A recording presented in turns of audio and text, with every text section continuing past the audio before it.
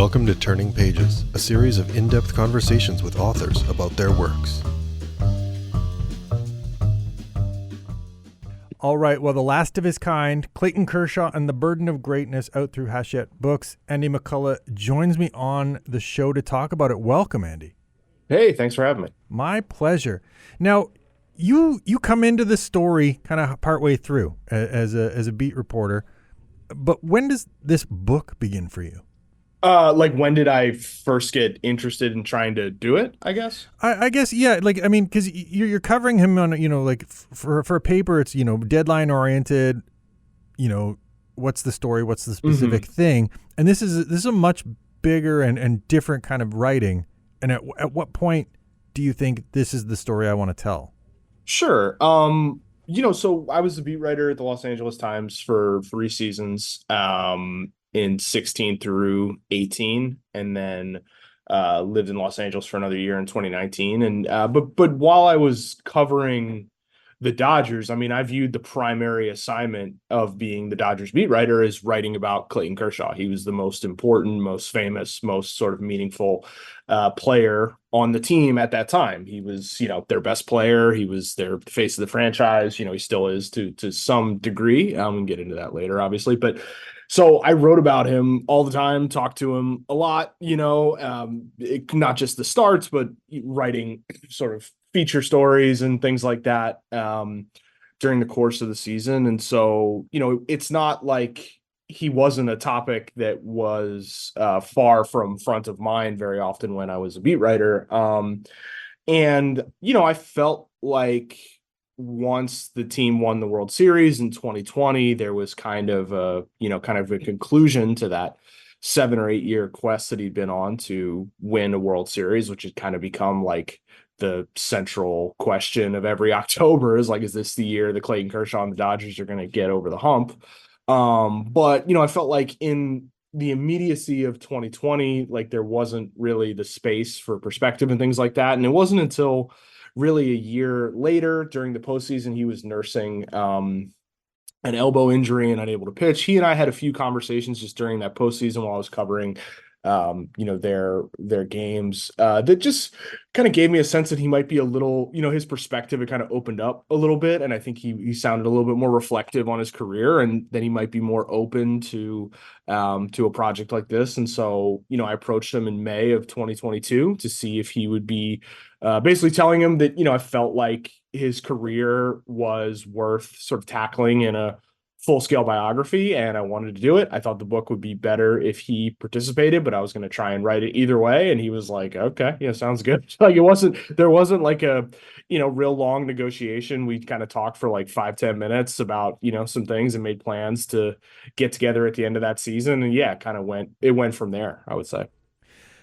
If you go approach him about this, knowing that you could conceivably do it as, what's known in the term as like a write around, did that make it were you more confident approaching him knowing you could still do it, or did that change the dynamic of the ask?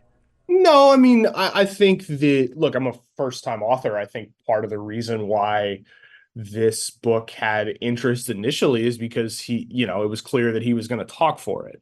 I think that it probably would have been significantly more challenging to actually sell, the proposal if his sort of participation wasn't part of the deal. Now, that's not to say that there's money involved, but it's more, when you're trying to sell the book to publishers, you're like, look, I want to write this. Here's why I have a relationship with this guy. We're going to talk for it, rather than I'm going to write around him, all that sort of thing. And so, yeah, there's definitely some nerves on my end. I frankly think, I've read a ton of books, biographies that are, have a lot of access to the main subject, and ones that are write-arounds, and I think they can both be great. I think they're very different types of books. I think when you're doing a write-around, you're very often doing something you're writing less about the person and more about how that person made people feel, which can also be, very relevant and interesting. But you don't really have access to kind of their just what's going on in their mind,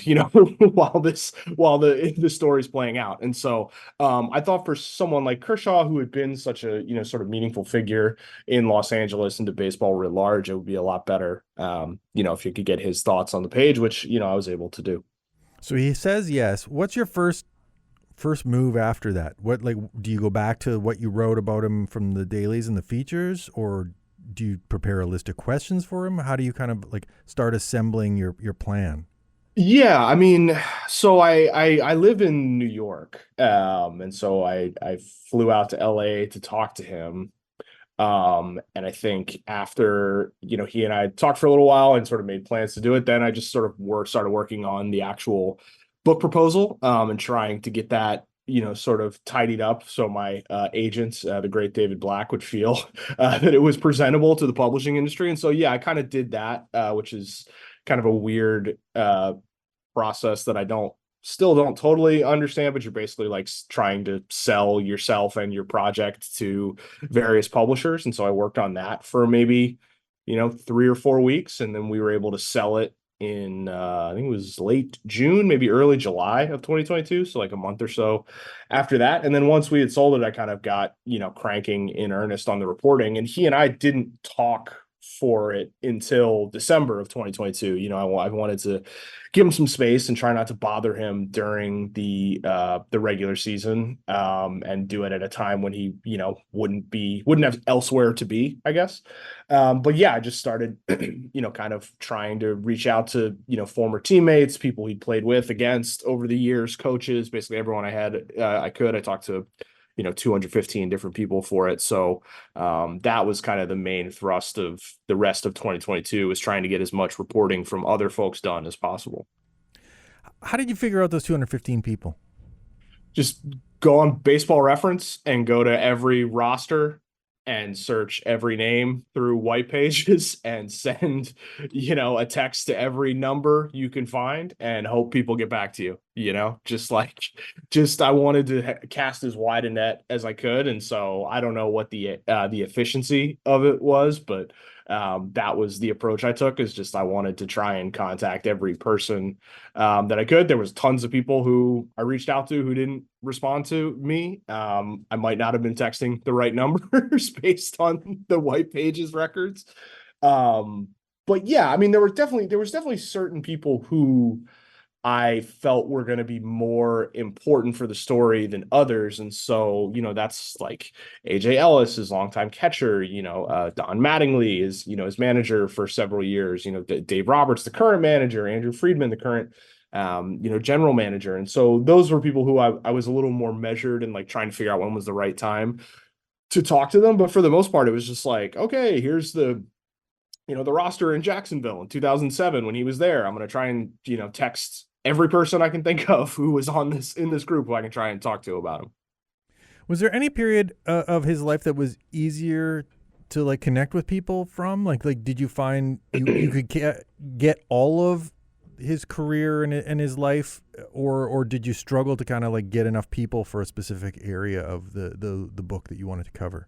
Well, I definitely feel, I mean, it came easy. It was more easy. So it was easier. That's how I speak English. It was easier to write about the years when I had been around the team, just because I had good relationships with a lot of the people who were, there at the time. I'm still in contact with them. There was a lot of people who, like, I didn't have to look up their number. I talked to them fairly often, from those teams. And so those were kind of the simplest, most straightforward chapters. And I think, they were probably the richest material in the book is from, those years in the back half of the 2010s. I felt it was challenging at times to write about, some of his like earlier years in baseball, just because there's less of a record and there's less of a clear story there. And so I had to, do a lot of work to kind of figure out, okay, like what was going on with him in 2007, which is, kind of like a relatively inconsequential year in his, development. He's not, the year before he gets, drafted in the first round. The year after, he debuts in the majors. And so there's these huge, milestones, but, in between, like, what's going on? What is he up to? And so doing a lot of work through, the newspapers.com, LexisNexis and things like that to try and, get a timeline together and stuff like that. That just took more work, I think, than for, like, I knew what I wanted the chapter about 2017 to be about. There was less. I didn't have to spend a lot of time trying to figure out, oh, what are the themes here? For some of those earlier years, it was more of a challenge. So are you kind of mapping out, points in his life, years on the calendar, and then thinking like, here's the set of questions I want to ask for each of these things, and then finding the person to talk to about that? Or do you kind of go fishing at all with, specific people who are available for interviews and just kind of see what they come up with that suggests the avenue? Yeah, I think I try to come in with a fairly open mind. I mean, like I said, I didn't totally know what I was going to find when I started, some of the reporting on some of those earlier seasons where I just didn't have as much of a base of knowledge. And so, yeah, you just try and conduct as many interviews as possible and see if like stuff, shakes free and emerges. And for an example is like, a lot of his minor league teammates talked about like how reticent he was to spend money, for example. And so, someone told me a story about him like going to, the Under Armour store and refusing to buy like a $50 pair of sneakers because he thought it was too expensive. And there was another story about him going to the Sunglasses Hut and liking a $100 pair of sunglasses, but he's like, oh, I can't buy this, it's too expensive. And so, you sort of hear things and they start to hit chimes in your head, and then you can later take it back to him like, hey, what's the deal? Why are people telling me these stories? And he's like, oh, well, and like he kind of gets into some of the, financial precarity he felt when he was growing up and his sort of general it's just the sort of insecurity he deals with with money sometimes. And so, yeah, but I tried to just go into it with an open mind, try and hear what, the most interesting things people said were. And then when I found, threads that were interesting to me, to try and pursue them further as I kept reporting. So is Clayton the last person you talked to then? Like, do you get him to kind of pull it all together when you've noticed all these kind of loose threads in talking to everyone else? Well, like literally, yes. And that like I talked to him the week before the book not published, but the week before the book had to be closed because he signed with the Dodgers that week. And so like I had to finish the book. He was the last actual interview I did. But I tried to get most of the reporting done before going to him, but just from a time perspective, we weren't always able to do it. So like I talked to him, I don't know the exact number of times for this book, but it's somewhere between like 7 to 10 times. And there, and I would say like of those, probably 5 or 6 were like lengthy interviews, like an hour or more. And there, I met with him in the World Series in last year because it was in Texas. The Rangers were playing, so I went to his house in Dallas. And that was pretty much the last major interview I did, before like I talked to him for maybe, like 20 minutes in this past February. But that was really dedicated almost exclusively to like what had happened in the previous 2 or 3 months. And so it wasn't like I talked to 214 people and then I came to him and he was 215. It was like I talked to 130 people and then I talked to him. And then I talked to, I don't know how to do math, another 80 people or something like, or it was like, I talked to 130 people. I talked to him. I talked to 25 people. I talked to him. I talked to 50 people. There was just, it was not as like organized as the way you kind of framed it, if that makes sense. Right. But you kind of keep circling back to him. Yeah. Like he's yeah, exactly. And yeah, I gathered it wasn't necessary for me to call some of the minor characters last to check with stuff because I'd already sort of gone through that process with them.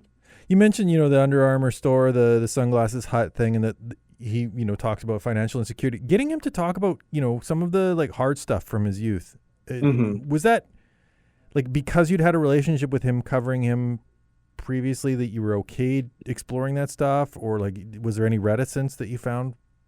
Yeah, I mean, I think it's not something he like loves talking about. I think for obvious reasons, he's not. It's a subject that, specifically his childhood that it's been alluded to a lot, in the coverage of him, and he's always been open that his father was not a super strong presence in his life after he was about 10 years old.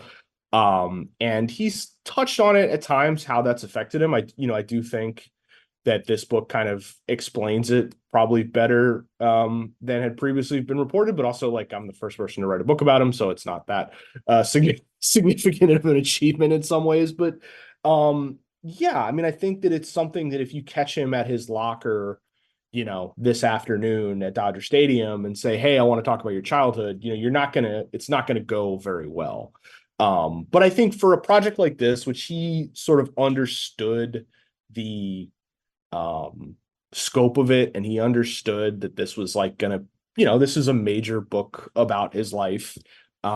He was willing to talk about it more in depth than I think he had been in the past. That didn't mean he particularly enjoyed it. That didn't mean he, would like call me up and be like, "Hey man, another story about my dad." He's a very guarded, careful person. You have to really try and dig to get stuff out of him. And, I was proud of, the work I was able to do there, and sort of to explain some, connect some dots that had been, I think for Dodgers fans and folks who have been like reading and about Kershaw for a long time, I think I was able to connect some dots in a way that hadn't been done previously.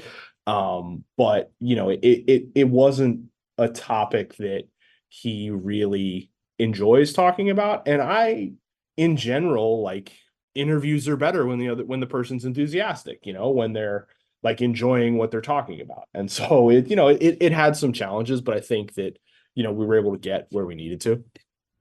You also, talked to his wife and kind of, I think, got maybe a little more, glimpse behind maybe the curtain that Clayton seems to put up, because she talks about when his like, he doesn't like being late. And, Yeah. She talks about kind of when he was like waiting for her and pacing, and that she realized kind of that he hated, being the one waiting to be picked up, or, like this stemmed from some childhood trauma that he still wrestled with. And I think getting her to talk about it and talk about Clayton through that maybe helped smooth the way. Absolutely. I mean, yeah, I think, Ellen, Clayton's wife, her participation in this book makes it so much better. I mean, I think in part because they have been together for, more than 20 years at this point.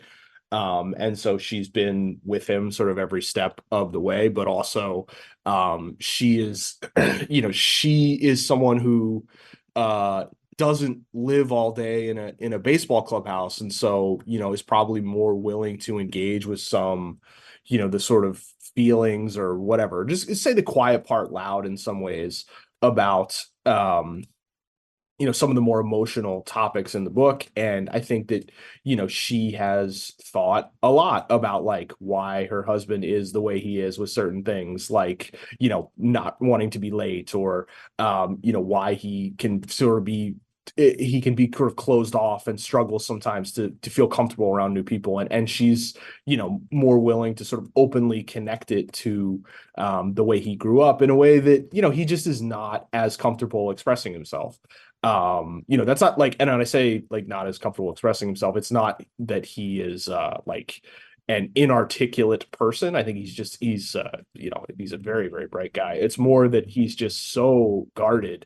And Ellen is his opposite in a lot of ways, with her sort of the way she carries herself. It's part of, the charm of their relationship. And so talking to her for the book, I think, made it significantly better.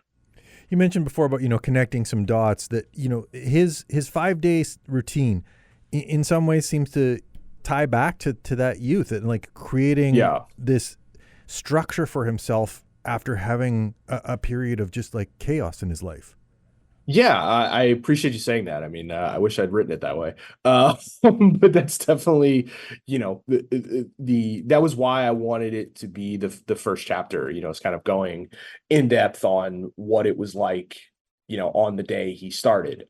In part because so many of his teammates, when you ask him, like, sort of your first question is, "Hey, what was it like, playing with Clayton?" And overwhelmingly the response would be something about what it was like on the day he pitched, just the intensity, the mood in the room, the sort of strange blend of, apprehension and excitement that everyone felt.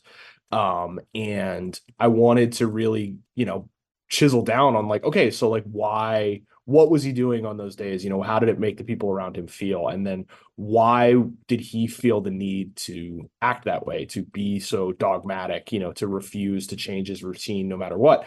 And, you know, he was a bit more open about, you know, connecting it back to his childhood, to, you know, feeling you know, sort of adrift at times and not being totally sure, you know, about how he could be in control of his life, and how when, you know, he got older, he resolved to like always have control as much as he can, and it really manifests um on that fifth day. And so I thought that was kind of the right way to open the book, is you know, is exploring that concept. So the heart of the book, the middle of the book is about the back, and it does feel like kind of like the AD and BC of things is like before the back and after the back for Yeah. Clayton. Yeah. Did you know that that would kind of end up being kind of the middle of the book, and also like the like schism that that represents for Clayton? Like, did you have a sense of that? I don't know if I knew it in terms of like the middle, in terms of like the actual, you know, midpoint of the book. Like I don't know if I was smart enough to plan it that way, but it is a very clear line of demarcation in his career. It's like there's, you know, I think I wrote in the book, like there was all the time when he was healthy, and then there was every day after he, you know, first hurt his back in 2016. And I think what that injury and the series of injuries he dealt with in the subsequent years, what it made for such like rich material is it forced him to really confront how essentially the things that had made him great were setting him up for failure, or might be sort of you know, working against him, you know, in this sort of like classical like tragic, you know, Greek tragic sort of you know, paradigm.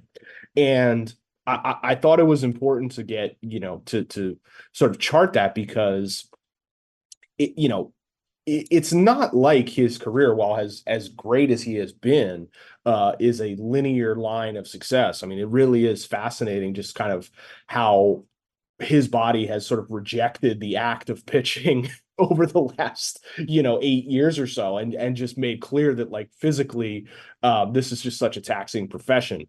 And so I thought it was important to really demarcate that, you know, and use the way he adapted and the way he struggled and the way he eventually, you know, persevered in dealing with the injuries as a window into you know, just some of the changes in his, you know, not in his personality, but just, you know, it's a book in some ways about like how to change without losing who you are. And that's kind of what that second part, you know, that middle kind of chunk is about. Yeah, you mentioned like the Greek tragedy aspect of it. I think you have a quote. I think it's from one of the trainers who says, you know, he was speaking to a professor who said, you know, like usually the seeds of your downfall are planted in your greatness, right? That and that it Yeah. turns out that like Clayton's workouts, he was squatting wrong. Yeah, when finding out that he had been back squatting for years and years with like heavy weight, it was not something I was aware of at the time when I was covering you know, when I was a beat writer, just because they were so reticent to talk about anything related to his, you know, routine or his rehab, because he just would, you know, bite the heads off the training staff. But when, you know, if he found out that they were talking to the media about it, and that goes back to his sort of zeal for control and everything like that. But anyway, yeah, when he mentioned that he had been back squatting, you know, at heavy weight for years and years, I'm like, yeah, of course you destroyed your back. What are you talking about?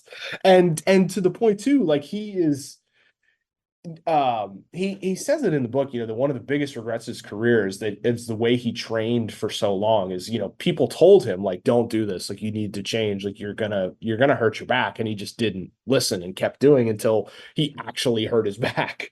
And I think though that his stubbornness, his refusal to sort of allow others to jostle him off what he felt was best is part of what made him such an effective pitcher.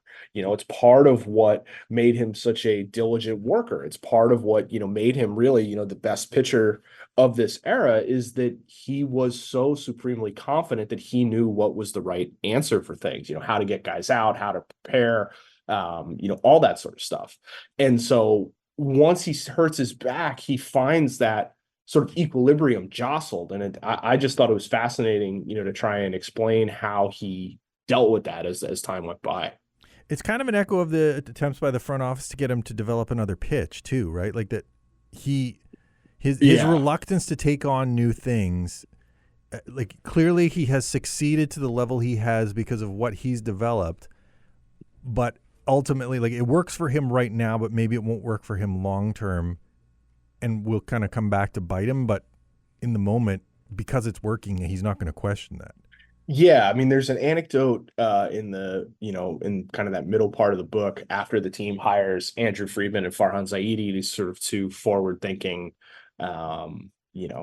analytically inclined executives to run the front office, and they have this meeting with Kershaw to talk about, things he does well. It's kind of a get to know you, like, start of the season meeting that they had with everyone on the 40-man roster. And this is coming off 2014 when he had won the MVP and he's won, his third Cy Young, and he's kind of at the height of his powers. And they're going through all the things that, he does well. And, he strikes people out, he limits, damage, he holds runners, blah, blah, blah. And then they have a list of things to improve. And they suggest that he throw his curveball more. And Kershaw, who's been sitting through this presentation talking about how great he is, just goes like, yeah, that'll never happen. He just was instantly dismissive of a new idea. And, it's somewhat tongue in cheek, but it's also true that he resisted change. He fought them on infield shifts. He fought them on, the positioning of the left fielder was something that drove him crazy during games. He would get so frustrated with where they were positioning the left fielder. He's so sort of control oriented, detail oriented, that sort of stuff would drive him almost to distraction. And I think that, again, though, that is part of what makes him so good, is he is so maniacally focused and control oriented that he's able to go out and dominate even as his body starts to break down and his velocity dips. He just has this sort of competitive zeal that carries him. But in the middle stages of his career, at times it started to become a bit of a detriment, and that's something he had to work through. Yeah, the book definitely makes a great case as to kind of why he has succeeded, because of kind of the mentality that he brings to each game and each pitch and stuff. So I really appreciated it for that. The Last of His Kind is out right now through Hachette Books. Andy, thanks very much for taking some time to join me on the program. Thank you. Thanks for having me. This was fun.